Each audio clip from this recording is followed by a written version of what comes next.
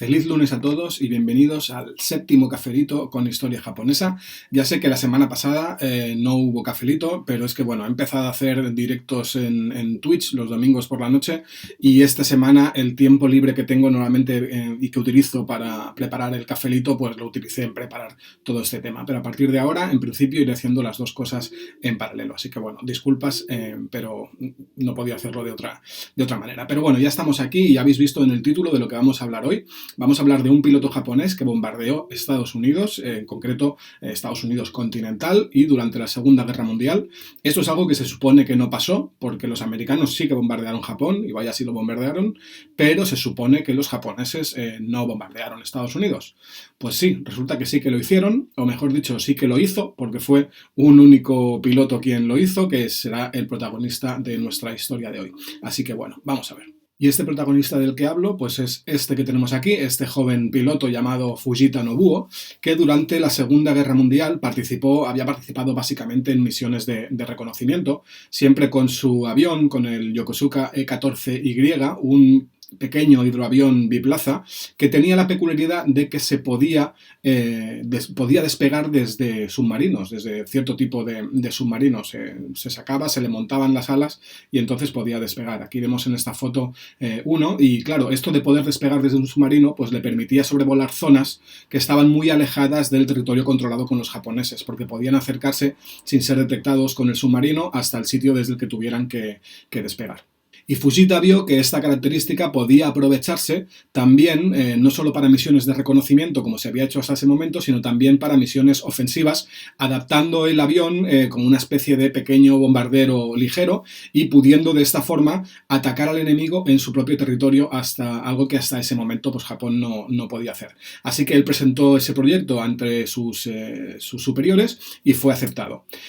Aunque digo que lo preparó para el ataque, no se trataba propiamente de una misión directamente de ataque, sino más bien de distracción, puesto que lo que él pretendía era dejar caer bombas incendiarias en zonas boscosas de la costa de Estados Unidos y que eso hiciera que el ejército americano se viera obligado a proteger esa costa continental y así desviar un poco su atención del Pacífico, donde cada vez suponía una amenaza mayor para Japón. Pues como decíamos, los superiores de Fujita le aprobaron la idea, el proyecto, y la primera misión dentro de este proyecto sería llevada a cabo por el propio Fujita, acompañado de su observador, así que despegaron con su pequeño hidroavión desde un submarino frente a las costas del estado de Oregón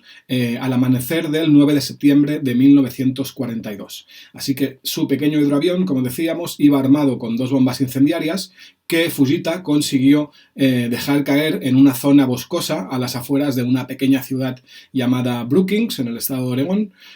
con lo que, bueno, la primera parte de su misión había sido todo un éxito, tal y como el propio Fujita explicaba en una entrevista que se le hizo en 1988, en la que reconocía que su principal miedo, su principal temor aquella mañana era la de ser abatido antes de poder dejar caer las bombas. Pero bueno, aunque el avión había sido avistado desde tierra, lo habían visto tanto cuando llegó como cuando se marchó, resulta que en la zona tampoco había ningún tipo de armamento con el que intentar poder abatirlo,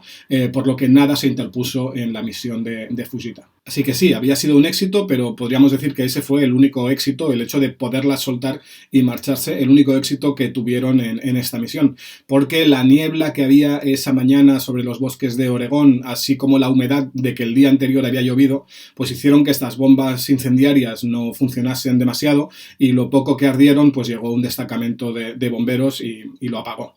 En Estados Unidos casi nadie se enteró ni siquiera de que esto había sucedido, aunque en Japón sí que la prensa del momento lo vendió como un gran éxito. Pero bueno, al final este proyecto de bombardear Estados Unidos se acabó abandonando desde estos hidroaviones que salían de submarinos, pues este proyecto se acabó abandonando un poco por falta de resultados, no había sido tan exitoso como habían vendido la prensa. La guerra siguió su curso durante 3 años más, ya sabemos más o menos cómo fue. Fujita consiguió sobrevivir a la guerra, no así su observador, y después de la guerra pues abrió una fábrica de cables de cobre y ya está.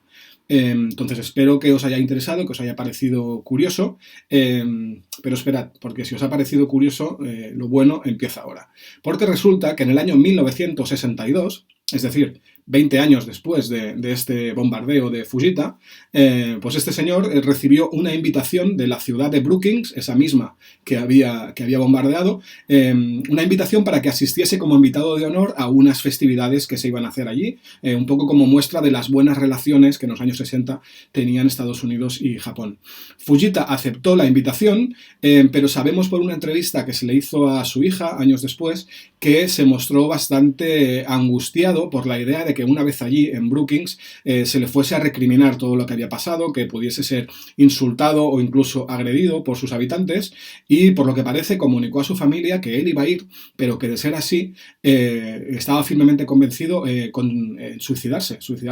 con el método del seppuku, del que conocemos como harakiri, para así mostrar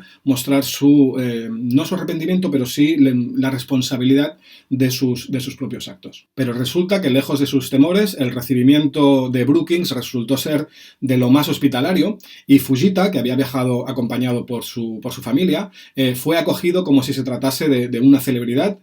fue invitado de honor en numerosos actos y recepciones, e incluso recibió de manos del alcalde la llave de la ciudad. El alcalde lo tenemos aquí en esta foto, es el que está detrás, que fue incluso, pues ya como vemos, a recibir a la familia a su llegada al aeropuerto. Y además es bonito que como parte de la visita se organizó también un vuelo en avioneta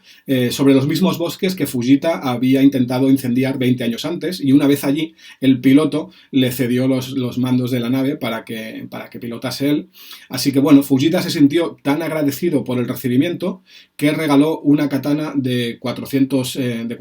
años que había pertenecido a su familia durante generaciones, y junto con la espada donó también $1000 para que la biblioteca de Brookings pudiese comprar libros sobre Japón y así promover el conocimiento entre los dos países.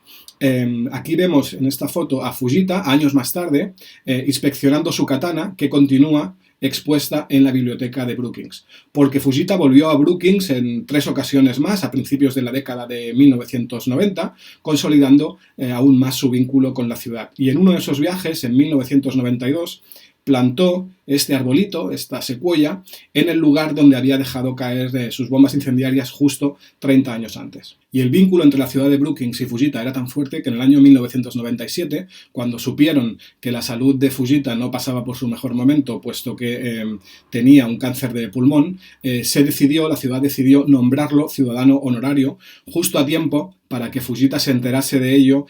unos días antes de morir. Y finalmente, en 1998, tal y como había pedido el propio Fujita antes de morir, parte de sus cenizas